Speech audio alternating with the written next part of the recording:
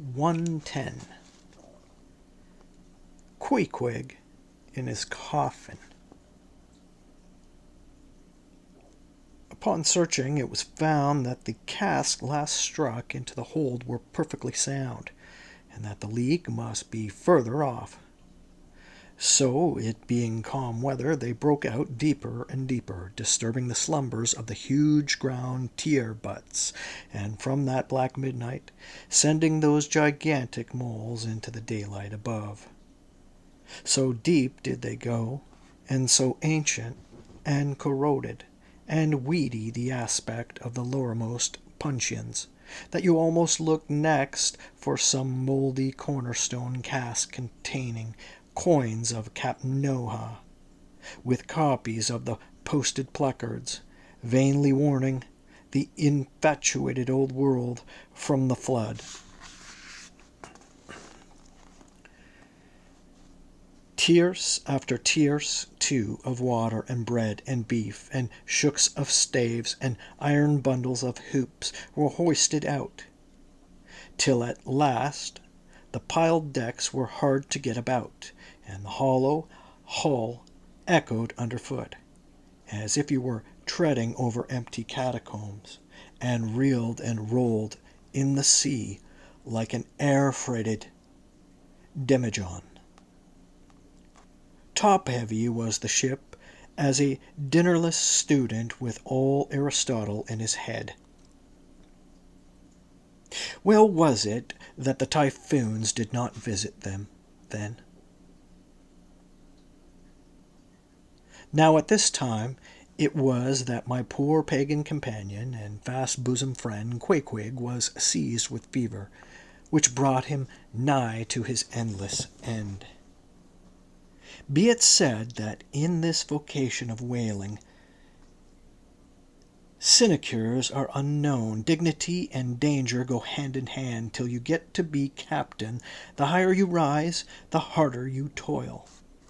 So with poor Queequeg, who as harpooner must not only face all the rage of the living whale, but, as we have elsewhere seen, mount his dead back in the rolling sea, and finally descend into the gloom of the hold, and bitterly sweating all day in the subterraneous confinement, resolutely manhandle the clumsiest casks, and see to their stowage.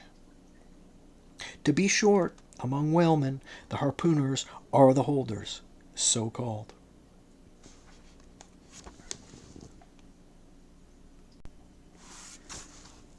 Poor Queequeg. When the ship was about half disemboweled, you could have stooped over the hatchway and peered down upon him there, where, stripped to his woolen drawers, the tattooed savage was crawling about amid that dampness and slime, like a green-spotted lizard at the bottom of a well.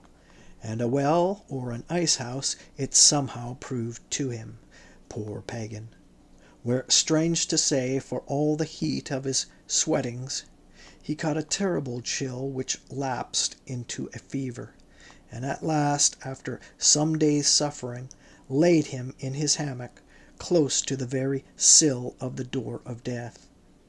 How he wasted and wasted away in those few long lingering days, till there seemed but little left of him but his frame and tattoo.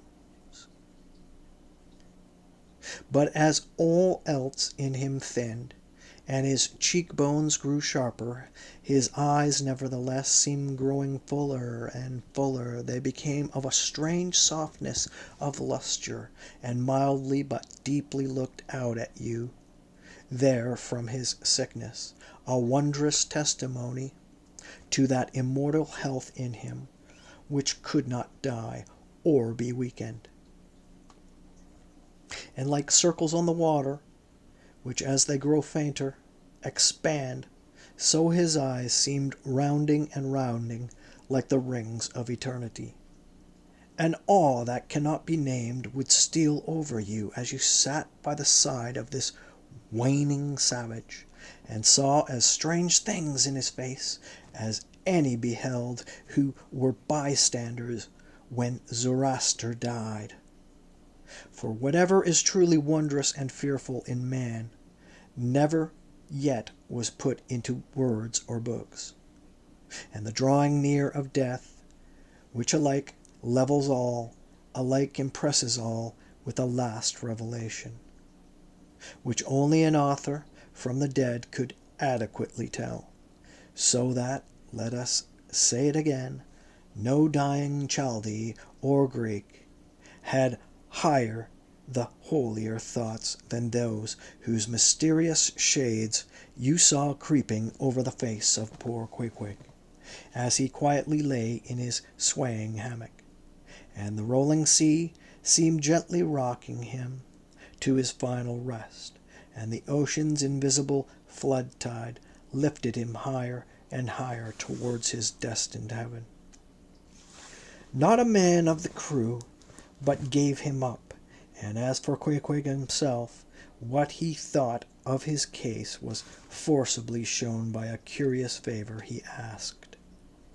He called one of them in the grey morning watch, when the day was just breaking, and taking his hand, said that while in Nantucket he had chanced to see certain little canoes of dark wood, like the rich war-wood of his native isle, and upon inquiry he had learned that all whalemen who died in Nantucket were laid in those same dark canoes, and that the fancy of being so laid had much pleased him, for it was not unlike the custom of his own race, who, after embalming a dead warrior, stretched him out in his canoe, and so left him to be floated away to the starry archipelagos. For not only do they believe that the stars are isles, but that far beyond all visible horizons their own mine, uncontinued seas interflow with the blue heavens, and so form the white breakers of the Milky Way. He added that he shuddered at the thought of being buried in his hammock, according to the usual sea custom, tossed like something vile to the death-devouring sharks.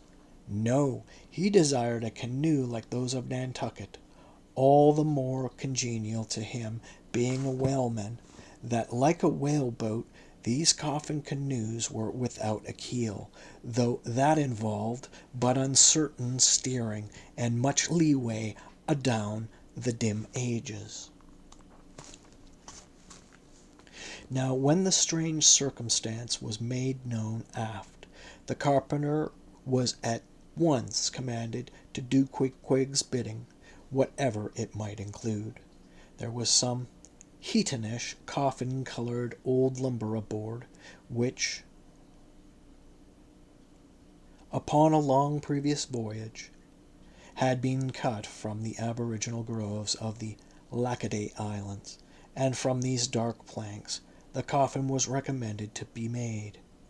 No sooner was the carpenter apprised of the order than, taking his rule, he forthwith, with all the indifferent promptitude of his character, proceeded into the forecastle, and took Queequeg's measure with great accuracy, regularly chalking Queequeg's person as he shifted the rule.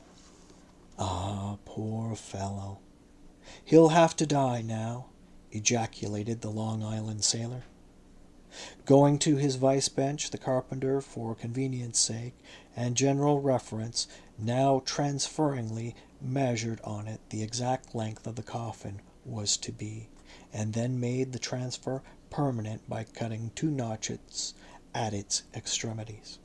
This done, he marshalled the planks and his tools, and to work. When the last nail was driven, and the lid duly planned and fitted, he lightly shouldered the coffin, and went forward with it, inquiring whether they were ready for it yet in that direction. Overhearing the indignant but half-humorous cries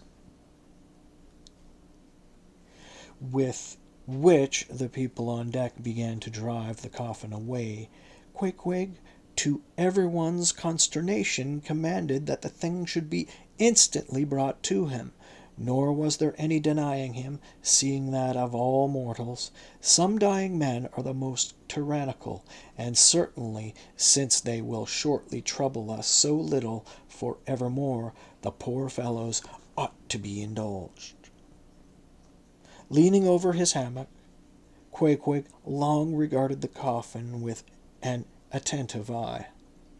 He then called for his harpoon and the wooden stock drawn from it, and then had the iron part placed in the coffin along with one of the paddles of his boat. All by his own request. Also biscuits were then ranged round the sides within. A flask of fresh water was placed at the head, and a small bag of woody earth scraped up in the hold at the front, and a piece of sailcloth being rolled up for a pillow. Queequeg now entreated to be lifted into his final bed, that he might make trial of its comforts, if any it had. He lay without moving a few minutes, and told one to go to his bag and bring out his little god, Yojo. Then crossing his arms on his breast, with Yojo between, he called for the coffin lid, hatch he called it, to be placed over him. The head part turned over with a leather hinge, and there lay Queequeg in his coffin with little but his composed countenance in view. "Rarmy, it will do. It is easy," he murmured at last, and sighed to be replaced in his hammock. But ere this was done, Pip, who had been silly hovering near by, all this while drew nigh to him where he lay, and with soft sobbings took him by the hand, in the other holding his tambourine. "Poor rover, will ye never have done with all this weary roving? Where go ye now? But if the currents carry ye to those sweet Antilles, where the beaches are only beat with water lilies, will ye do one little errand for me? Seek out one, Pip, who's now been missing long. I think he's in those far Antilles. If you find him, then comfort him, for he must be very sad. For look, he's left his tambourine behind. I found it. Rig-a-dig, dig-dig. Now Queequeg die, and I'll beat ye your dying march." "I have heard," murmured Starbuck, gazing down the scuttle, "that in violent fevers men, all ignorance, have talked in ancient tongues, and that when the mystery is probed, it turns out always that in their wholly forgotten childhood those ancient tongues had been really spoken in their hearing by some lofty scholars. So, to my fond faith, poor Pip, in this strange sweetness of his lunacy, brings heavenly vouchers of all our heavenly homes. Where learned he that? But there. Hark! He speaks again, but more wildly now. From 2 and 2, let's make a general of him. Ho, where's his harpoon? Laid across here. Rig-a-dig-dig. Huzzah!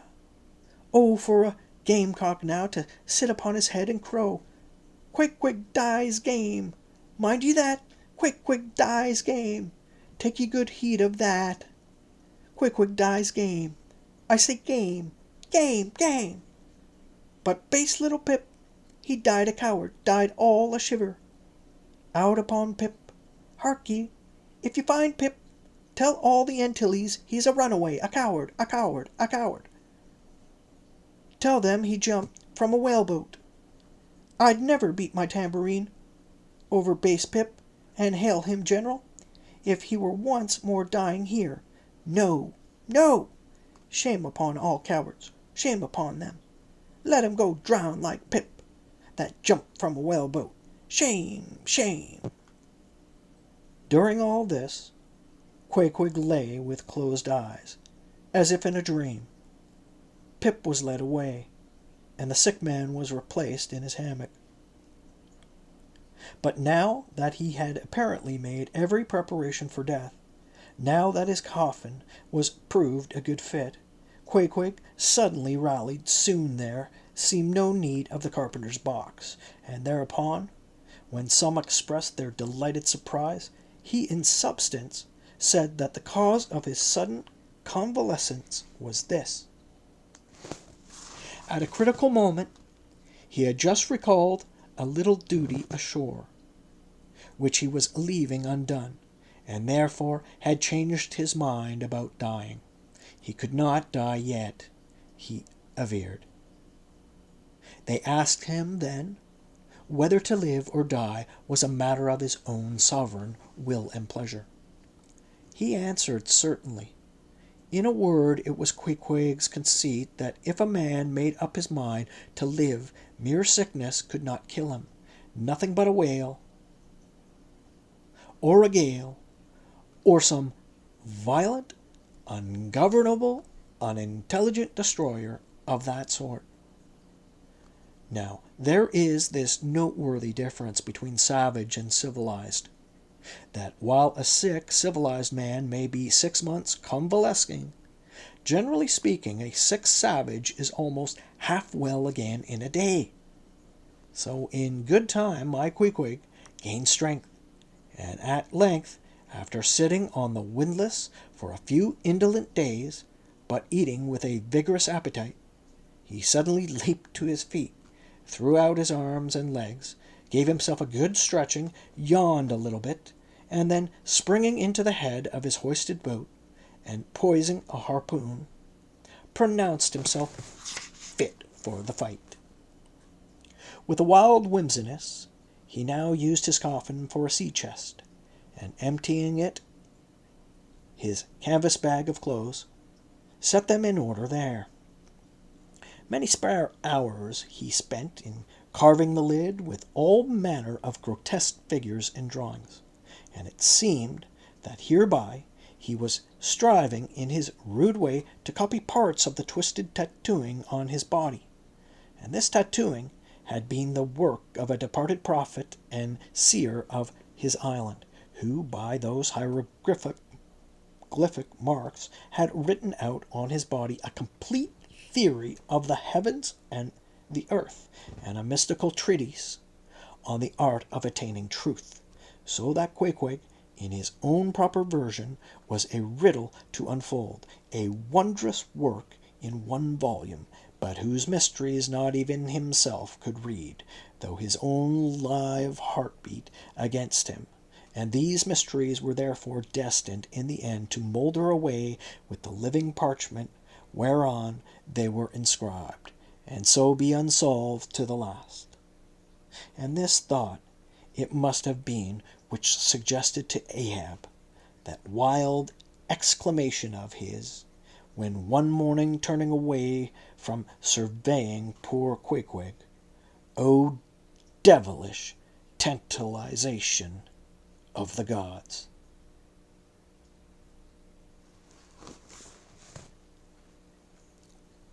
111. The Pacific. When gliding by the Beachy Isles, we emerged at last upon the great South Sea. Were it not for other things, I could have greeted my dear Pacific with uncounted thanks, for now the long supplication of my youth was answered. That serene ocean rolled eastwards from me 1,000 leagues of blue.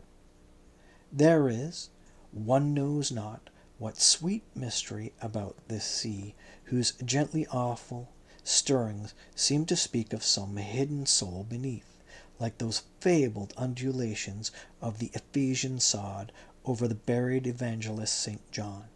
And meet it is that over these sea pastures, wide rolling watery prairies and potter's fields of all 4 continents, the waves should rise and fall and ebb and flow unceasingly, for here millions of mixed shades and shadows drown dreams, some nabolisms, reveries, all that we call lives and souls, lie dreaming, dreaming, still, tossing like slumberers in their beds, and ever rolling waves, but made so by their restlessness. To any meditative Magian rover, this serene Pacific, once beheld, must ever after be the sea of his adoption. It rolls the midmost waters of the world, the Indian Ocean and Atlantic being but its arms. The same waves wash the moles of the new-built Californian towns, but yesterday planted by the recentest race of man, and lave the faded but still gorgeous skirts of Asiatic lands older than Abraham, while all between float milky ways of coral isles and low-lying endless unknown archipelagos and impenetrable Japans. Thus this mysterious divine Pacific zones the world's whole bulk about, makes all cost one bay to it, seems the tide-beating heart of the earth. Lifting by those eternal swells, you need must own the seductive god, bowing your head to Pan.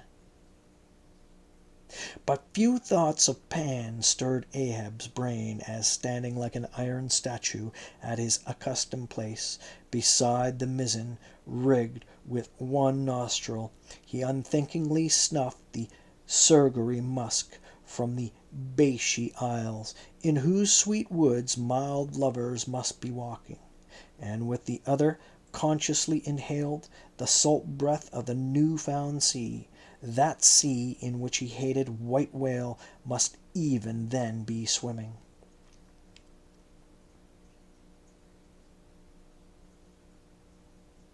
Launched at length upon these almost final waters, and gliding towards the Japanese cruising ground, the old man's purpose intensified itself. His firm lips met like the lips of a vice.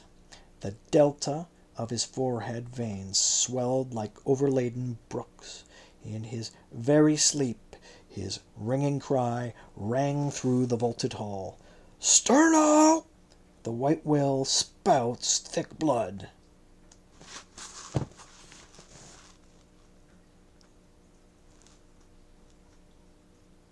112. The Blacksmith. Availing himself of the mild summer cool weather that now reigned in these latitudes, and in preparation for the peculiarly active pursuits shortly to be anticipated, Perth, the begrimed, blistering old blacksmith, had not removed his portable forge to the hold again after concluding his contributory work for Ahab's leg, but still retained it on deck, fast lashed to ring-bolts by the foremast, being now almost incessantly invoked by the headsmen, the harpooners, and bowsmen to do some little job for them, altering or repairing or new shaping their various weapons and boat furniture. Often he would be surrounded by an eager circle, all waiting to be served, holding boat spades, pike heads, harpoons, and lances, and jealously watching his every sooty movement as he toiled. Nevertheless, this old man's was a patient hammer wielded by a patient arm. No murmur, no impatience, no petulance did come from him. Silent, slow, and solemn, bowing over still further his chronically broken back, he toiled away, as if toil were life itself, and the heavy beating of his hammer, the heavy beating of his heart, and so it was, most miserable. A peculiar walk in this old man, a certain slight but painful appearance yawning in his gait, and at an early period of the voyage excited the curiosity of the mariners, and to the importunity of their persisting questions he had finally given in, and so it came to pass that everyone now knew the shameful story of his wretched fate. Belated, and not innocently, one bitter winter's midnight, on the road running between two country towns, the blacksmith half stupidly felt the deadly numbness stealing over him, and sought refuge in a leaning, dilapidated barn. The issue was the loss of the extremities of both feet. Out of this revelation, part by part, at least came out the 4 acts of the gladness, and the one long, and as yet uncatastrophied, 5th act of the grief of his life's drama. He was an old man, who at the age of nearly 60 had postponedly encountered that thing in sorrow's technicals called ruin. He had been an artisan of famed excellence, and with plenty to do, owned a house and garden, embraced a youthful daughter like loving wife, and 3 blithe, ruddy children. Every Sunday went to a cheerful-looking church planted in a grove. But one night, under cover of darkness, and further concealed in a most cunning disguisement, a desperate burglar slid into his happy home, and robbed them all of everything. And darker yet to tell, the blacksmith himself did ignorantly conduct this burglar into his family's heart. It was the bottle conjurer. Upon the opening of that fatal cork, forth flew the fiend, and shrivelled up his home. Now, for prudent, most wise, and economic reasons, the blacksmith's shop was in the basement of his dwelling, and with a separate entrance to it, so that always had the young and loving healthy wife listened with no unhappy nervousness, but with vigorous pleasure, to the stout ringing of her young armed old husband's hammer, whose reverberations, muffled by passing through the floors and walls, came up to her, not unsweetly, in her nursery, and so to stout labor's iron lullaby the blacksmith's infants were rocked to slumber. O woe on woe! O death, why canst thou not sometimes be timely? Hadst thou taken this old blacksmith to thyself ere his full ruin came upon him, then had the young widow had a delicious grief, and her orphans a truly venerable, legendary sire to dream of in their after years, and all of them a care-killing competency. But death plucked down some virtuous elder brother, on whose whistling daily toil solely hung the responsibilities of some other family, and left the worse than useless old man standing, till the hideous rot of life should make him easier to harvest. Why tell the whole? The blows of the basement hammer every day grew more and more between, and every blow every day grew fainter than the last. The wife sat frozen at the window, with tearless eyes glittering, gazing into the weeping faces of her children. The bellows fell, the forge choked up with cinders, the house was sold, the mother dived down into a long churchyard grass, her children twice followed her thither, and the houseless, familyless old man staggered off a vagabond in crape, his every woe unreverenced, his grey head a scorn of flaxen curls. Death seems the only desirable sequel for a career like this, But death is only a launching into the region of the strange untried. It is but the first salutation of the possibilities of the immense, remote, the wild and watery, the unshored. Therefore, to the death-longing eyes of such men, who still have left in them some interior compunctions against suicide, does the all-contributed and all-receptive ocean alluringly spread forth his whole plan of unimaginable, taking terrors and wonderful new life adventures, and from the hearts of infinite pacifics the thousand mermaids sing to them. Come hither, broken-hearted, here is another life, without the guilt of intermediate death. Here are wonders, supernatural, without dying for them. Come hither, bury thyself in a life which to your own equally abhorred and abhorring landed world is more oblivious than death. Come hither, put up thy gravestone too within the churchyard, and come hither till we marry thee. Hearkening to these voices, east and west, by early sunrise and by fall of eve, the blacksmith's soul responded, Aye, I come. And so Perth went a-wailing.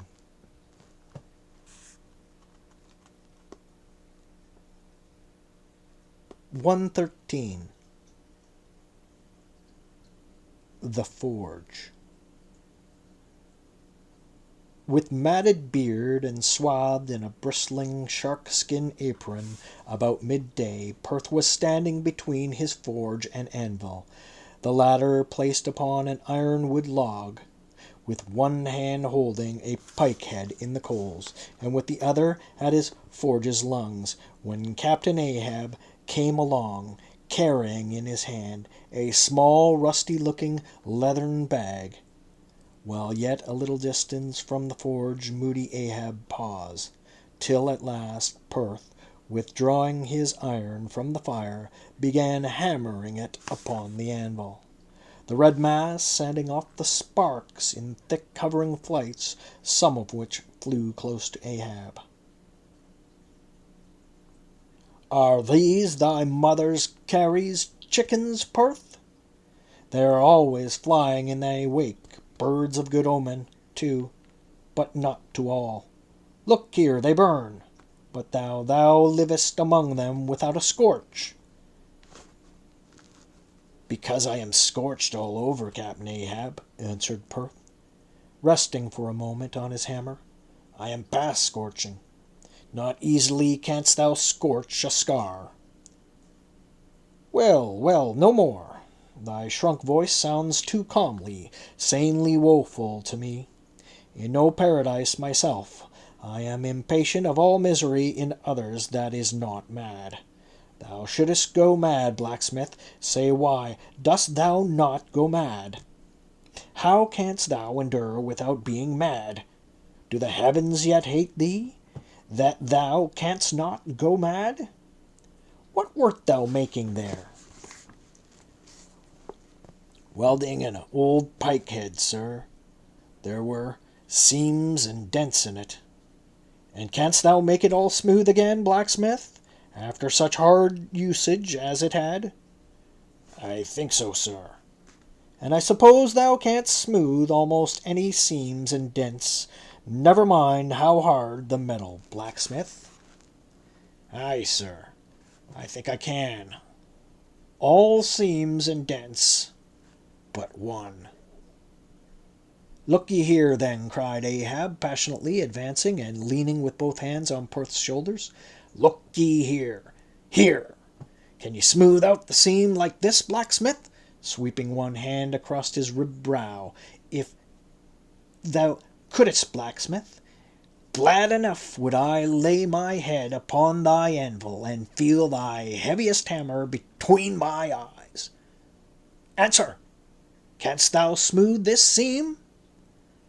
Oh, That is the one, sir. Said I not all seams and dents but one? Aye, blacksmith, it is the one. Aye, man, it is the unsmoothable. For though thou only seest it here in my flesh, it has worked down into the bone of my skull. That is all wrinkles. But away with child's play. No more gaffs and pikes today. Look ye here. Jingling the leather bag as if it were full of gold coins, I too want a harpoon made, one that 1,000 yokes of fiends could not part, Perth, something that will stick in the whale like his own finbone. There's the stuff, flinging the pouch upon the anvil. Look ye, blacksmith, these are the gathered nail stubs of the steel shoes of racing horses. Horseshoe stubs, sir? Why, Captain Ahab, thou hast here then the best and stubbornest stuff we blacksmiths ever work. I know it, old man. These stubs will weld together like glue from the melted bones of murderers. Quick, forge me the harpoon, and forge me first 12 rods for its shank.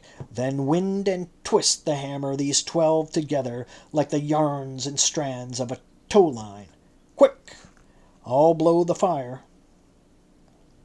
When at last the 12 rods were made, Ahab tried them, one, by spiraling them, with his own hand round a long, heavy iron bolt. A flaw, rejecting the last one. Work that over again, Perth.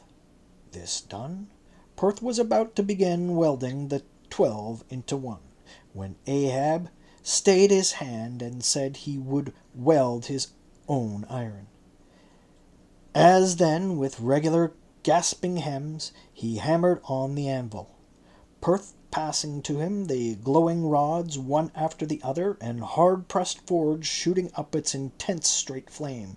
The Parsee passed silently, and bowing over his head towards the fire, seemed invoking some curse or some blessed on the toil. But as Ahab looked up, he slid aside. "What's that bunch of lucifers dodging about thee for?" muttered Stubb, looking on from the forecastle. "That Percy smells fire like a fusee, and smells it of it himself like a hot musket's powder-pan." At last the shank, in one complete rod, received its final heat, and as Perth, to temper it, plunged it all hissing into the cask of water near by the scalding steam-shop, up into Ahab's bent face. "Wouldst thou brand me, Perth?" Wincing for a moment, with a pain. "Have I been but forging my own branding iron then?" "Pray God, not that. Yet I fear something, Captain Ahab. Is not this harpoon for the white whale?" "For the white fiend. But now for the barbs. Thou must make them thyself, man. Here are my razors, the best of steel here, and make the barbs sharp as the needle sleet of the icy sea." For a moment the old blacksmith eyed the razors as though he would fain not use them. "Take them, man. I have no need for them, and I now neither shave, sup, nor pray till. But here, to work." Fashioned at last into an arrowy shape, and welded by Perth to the shank, the steel soon pointed the end of the iron, and as the blacksmith was about giving the barbs their final heat, prior to tempering them, he cried to Ahab to place the water cask near. "No, no, no water for that. I want it of the true death temper. Ahoy there, Tashtego, Quaque, Dagu. What say ye, pagans? Will ye give me as much blood as will cover this barb?" Holding it high up, a cluster of dark nods replied yes. 3 punctures were made in the heathen flesh, and the white whale's barbs were then tempered. ego non baptizo te in nomine patres, sed in nomine diaboli, deliriously howled Ahab, as the malignant iron scorchingly devoured the baptismal blood. Now mustering the spare poles from below, and selecting one of hickory, with the bark still investing it, Ahab fitted the end to the socket of the iron. A coil of new tow-line was then unwound, and some fathoms of it taken to the windlass and stretched to a great tension, pressing his foot upon it till the rope hummed like a harp string. Then eagerly bending over it, and seeing no standings, Ahab exclaimed, "Good! And now for the sizelings." At one extremity the rope was unstranded, and the separate spread yarns were all braided and woven round the socket of the harpoon. The pole was then driven hard into the socket. From the lower end the rope was traced half-way along the pole's length, and firmly secured so with intertwistings of twine. This done, pole, iron, and rope, like the three fates, remained inseparable, and Ahab moodily stalked away with the weapon, the sound of his ivory leg, and the sound of the hickory pole, both hollowly ringing along every plank. But ere he entered his cabin, a light, unnatural, half-bantering, yet most piteous sound was heard. "O Pip, thy wretched laugh, thy idle but unresting eye, all thy strange mummeries, not unmeaningly blended with the black tragedy of the melancholy ship, and mocked it."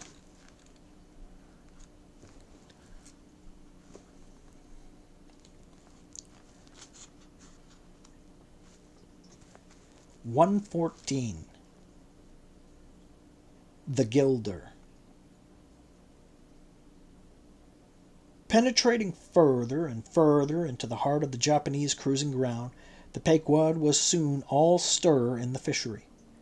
Often in mild, pleasant weather, for 12, 15, 18, and 20 hours on the stretch, they were engaged in the boats, steadily pulling or sailing or paddling after the whales, or for an interlude of 60 or 70 minutes, calmly awaiting their uprising, though with but small success for their pains.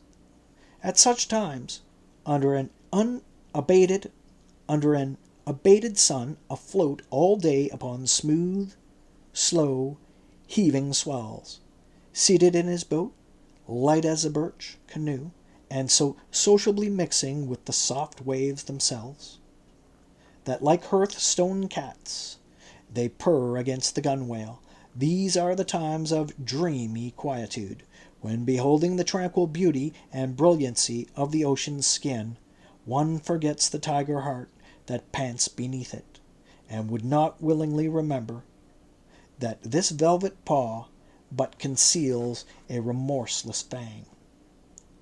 These are the times when, in his whaleboat, the rover softly feels a certain filial, confident, land-like feeling towards the sea, and he regards it as so much flowery earth, and the distant ship, revealing only the tops of her masts, seems struggling forward, not through high-rolling waves, but through the tall grass of a rolling prairie, as when the western emigrates' horses only show their erected ears while their hidden bodies widely wade through the amazing verdure.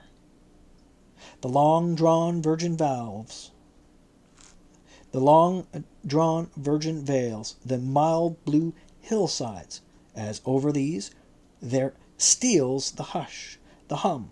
You almost swear that play-wearied children lie sleeping in these solitudes in some glad Maytime, when the flowers of the woods are plucked. And all this mixes with your most mystic mood, so that fact and fancy, halfway meeting, interpenetrate and form one seamless whole. Nor did such soothing scenes, however, temporarily fail of at least as temporary an effect on Ahab. But if these secret golden keys did seem to open in him his own secret golden treasuries, yet did his breath upon them prove but tarnishing.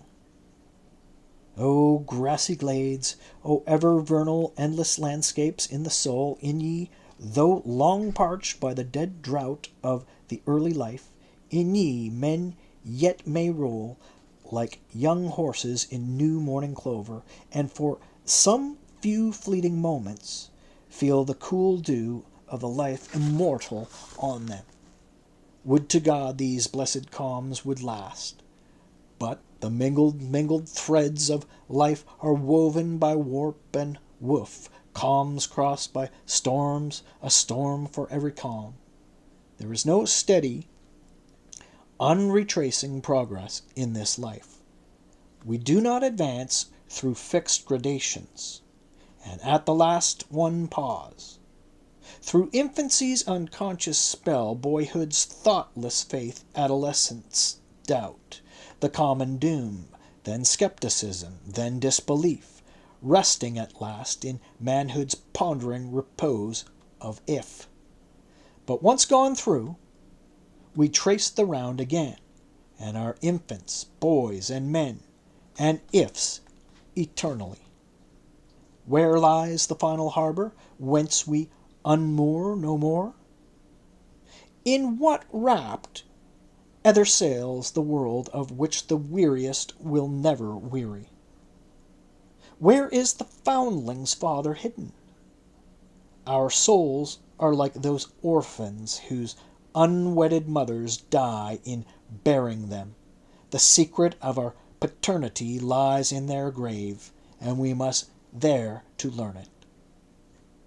And that same day, too, gazing far from his boat's side into that same golden sea, Starbuck lowly murmured, "A loveliness unfathomable, as ever lover saw in his young bride's eye. Tell me not of thy teeth-tired sharks and thy kidnapping cannibal ways. Let faith oust fact, let fancy oust memory. I look deep down and do believe." And Stubb, fish-like, with sparkling scales, leaped up in that same golden light. I am Stubb, and Stubb has his history, but here Stubb takes oaths that he has always been jolly.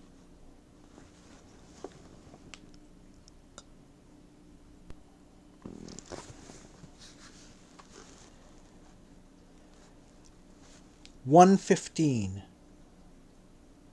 The Pequod Meets the Bachelor.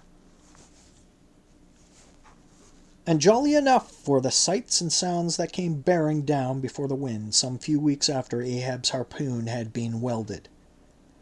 It was a Nantucket ship, the Bachelor, which had just wedged in her last cask of oil and bolted down her bursting hatches, and now, in glad holiday apparel, was joyously, though somewhat vaingloriously, sailing round among the widely separated ships on the ground, previous to pointing her prow for home.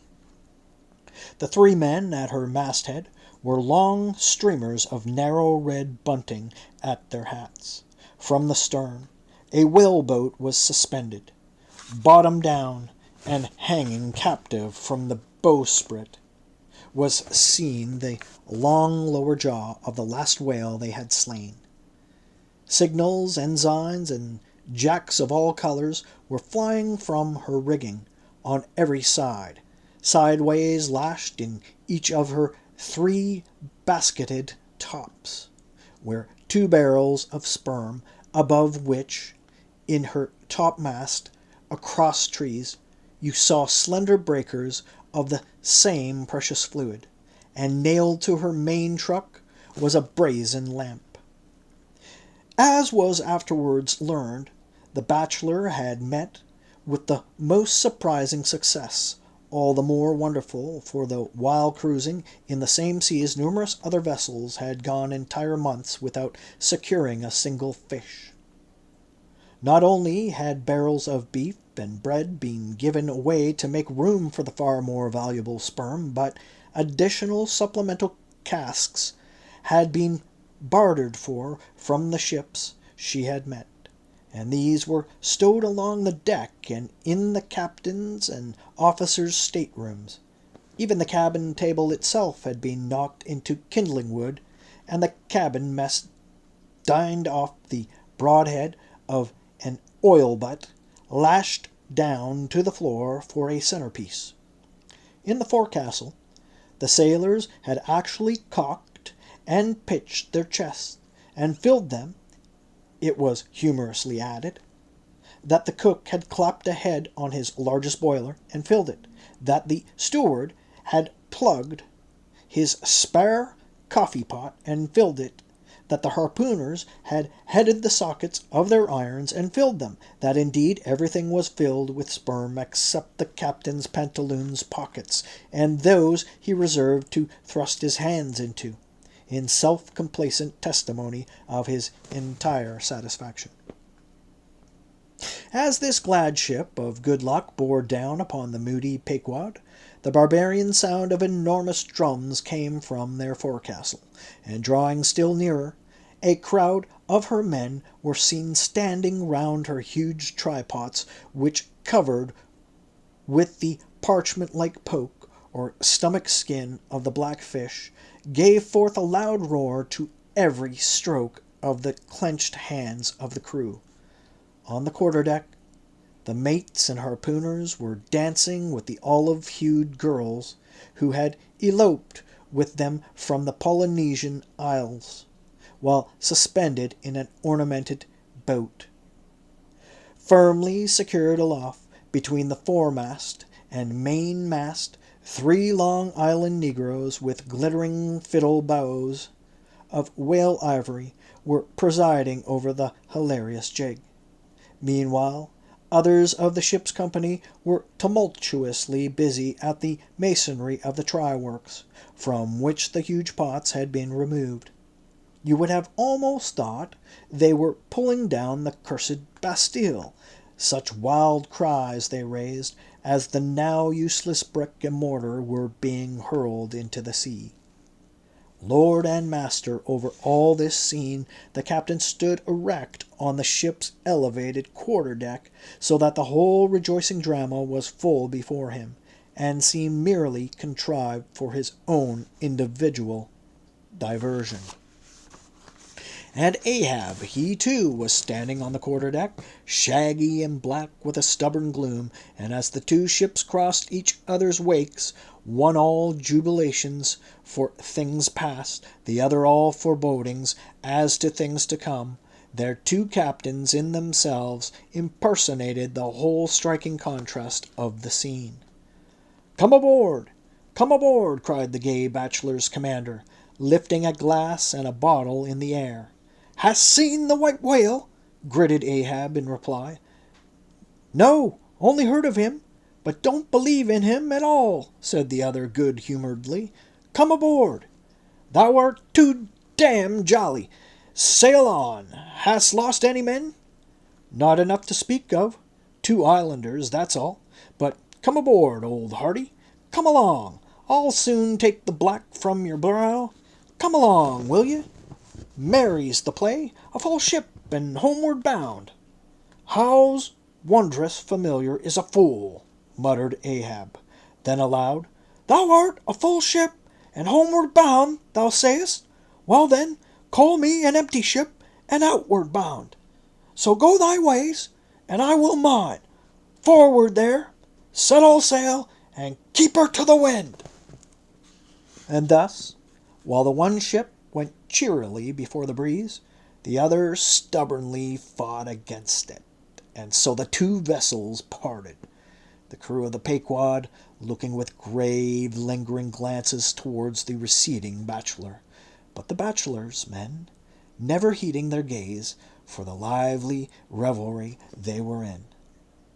And as Ahab, leaning over the taffrail, eyed the homeward-bound craft, he took from his pocket a small vial of sand, and then, looking from the ship to the vial, seemed thereby bringing two remote associations together. For that vial was filled with Nantucket soundings.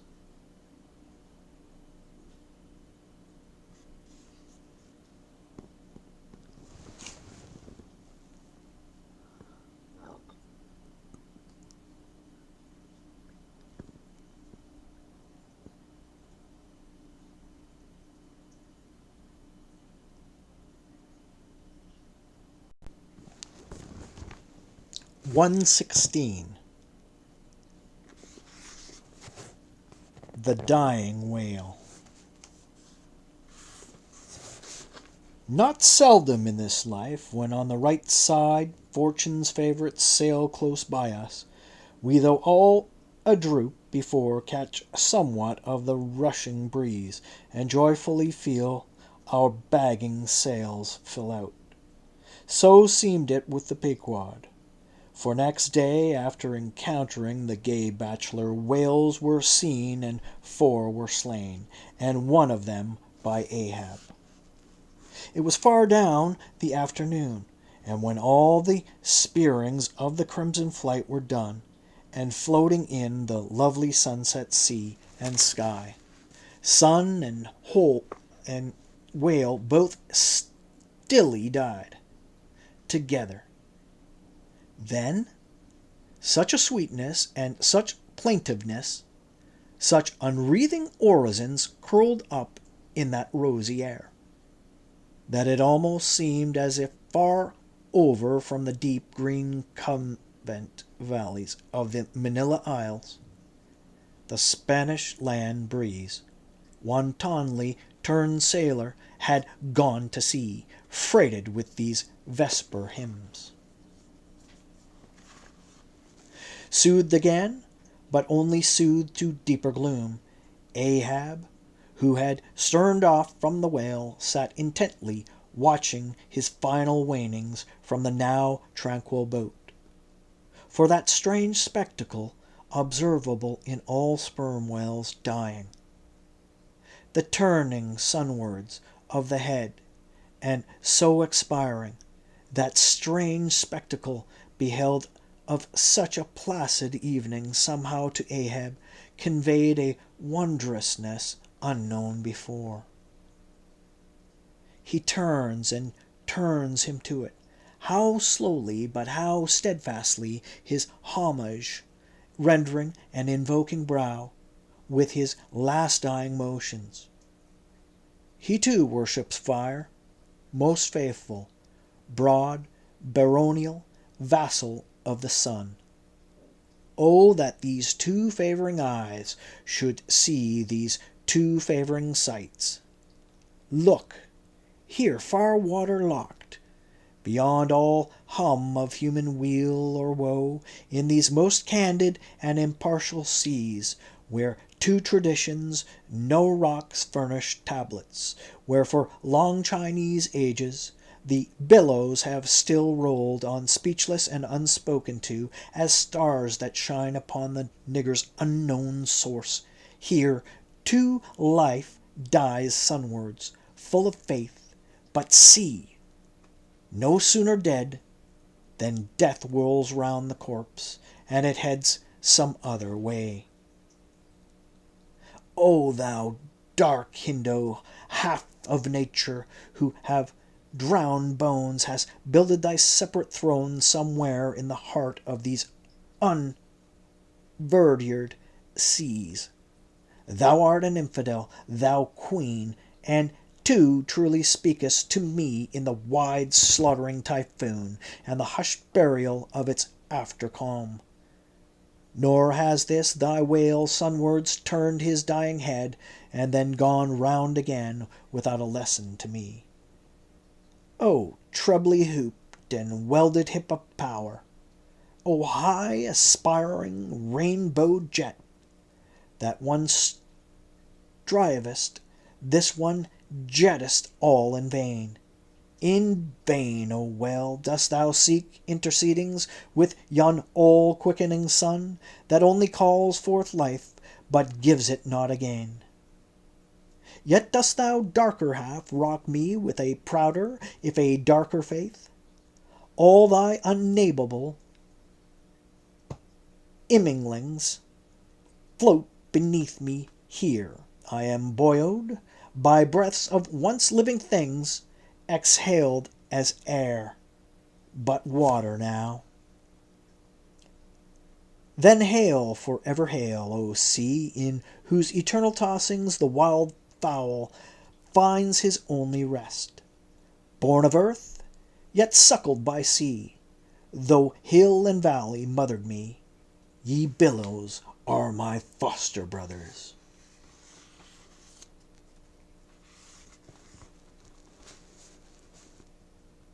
(117)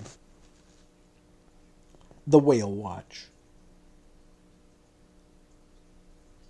The 4 whales slain that evening had died wide apart, one far to windward, one less distant to leeward, one ahead, one astern. These last 3 were brought alongside ere nightfall, but the windward one could not be reached till morning, and the boat that had killed it lay by its side all night, and that boat was Ahab's. The waif pole was thrust upright into the dead whale's spout hole, and the lantern hanging from its top cast a trouble-flickered glare upon the black glossy back, and far out upon the midnight waves which gently chafed the whale's broad flank, like soft surf upon a beach. Ahab and all his boat's crew seemed asleep, but the Parsee, who, crouching in a bow, sat watching the sharks that spectrally played round the whale, and tapped the light cedar planks with their tails. A sound like the moaning in squadrons over asphaltes of unforgiven ghost of Gomorrah ran shuddering through the air. Started from his slumbers, Ahab face to face saw the Parsee, and hooped round by the gloom of the night. They seemed the last men in a flooded world. "I have dreamed it again," he said, "of the heresies. Have I not said, old man, that neither heresy nor coffin can be thine? And who are heresed that die on the sea? But I said, old man, that ere thou couldst die on this voyage, 2 hearses must verily be seen by 3 on the sea, the first not made by mortal hands, and the visible wood of the last one must be grown in America. Aye, aye, a strange sight that, Parsee, a hearse and its plumes, floating over the ocean with the waves for the pallbearers. Ha! Such a sight we shall not soon see. Believe it or not, thou canst not die till it be seen, old man." "And what was that saying about thyself? Though it can, to the last, I shall still go before thee, thy pilot. And when thou art so gone before, if that ever befall, then ere I can follow, thou must still appear to me, to pilot me still. Was it not so? Well then, did I believe all ye say, O my pilot? I have here 2 pledges that I shall yet slay Moby Dick and survive it." "Take another pledge, old man," said the Parsee, as his eyes lighted up like fireflies in the gloom. "Hemp only can kill thee." "The galleys, ye mean? I am immortal, then, on land and on sea," cried Ahab, with a laugh of derision. "Immortal on land and on sea." Both were silent again as one man. The grey dawn came on, and the slumbering crew arose from the boat's bottom, and ere noon the dead whale was brought to ship.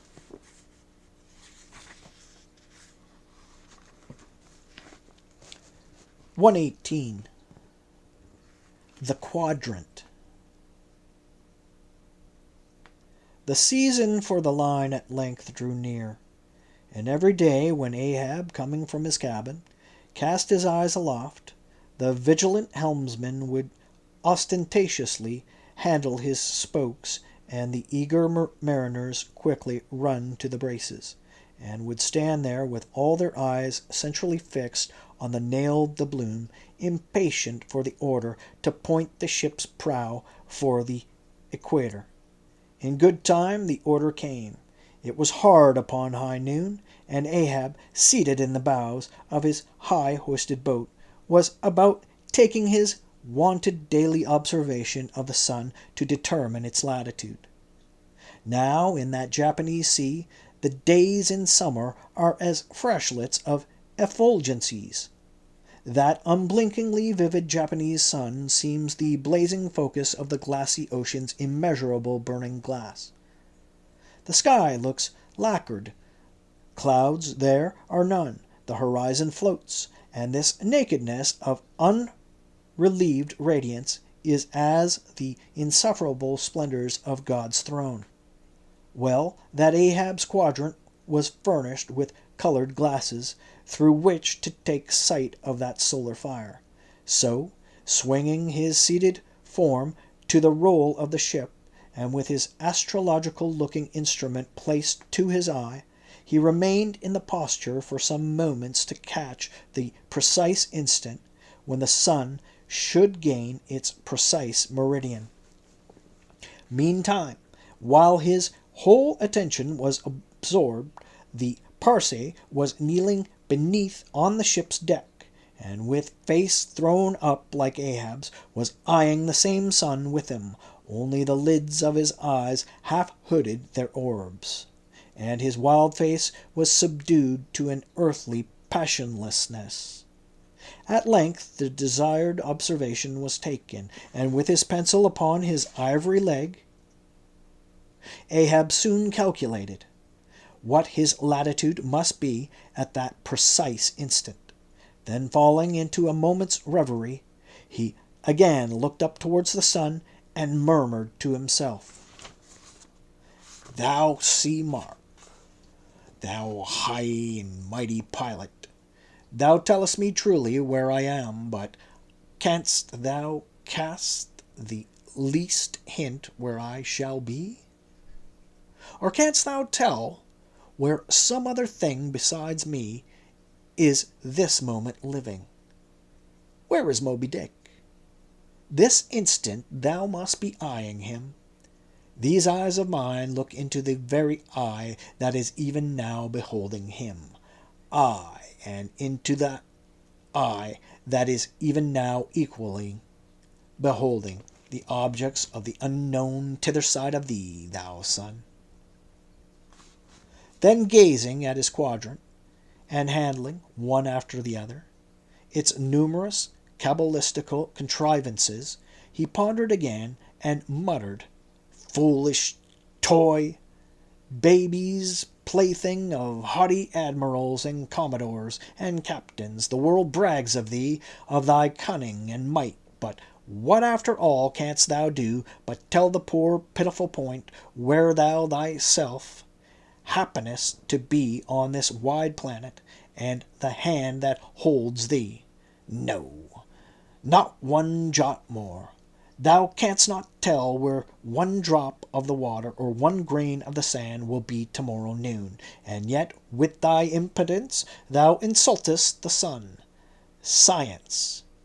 Curse thee, thou vain toy, and cursed be all the things that cast men's eyes aloft to that heaven, whose live vividness and but scorches him, as these old eyes are even now scorched with thy light. O sun! Level by nature to the earth's horizon are the glances of man's eyes, not shot from the crown of his head, as if God had meant him to gaze on his firmament. Curse thee, thou quadrant, dashing it to the deck!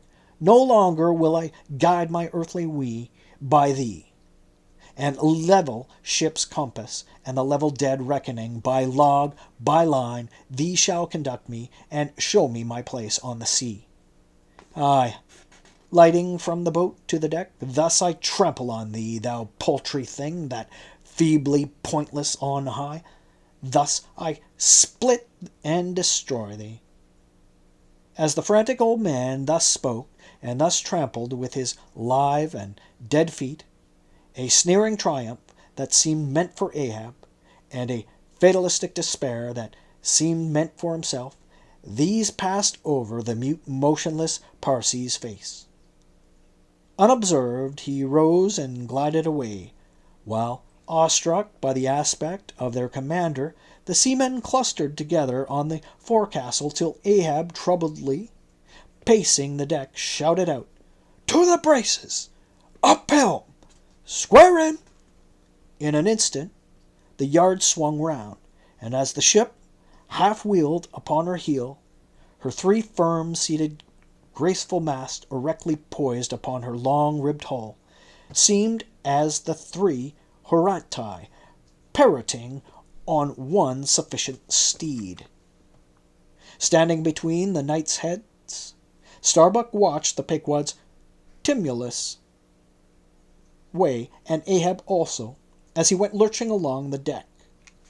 I have sat before the dense coal fire and watched it all aglow, full of its tormented flaming life, and I have seen it wane at last, down, down to dumbest dust.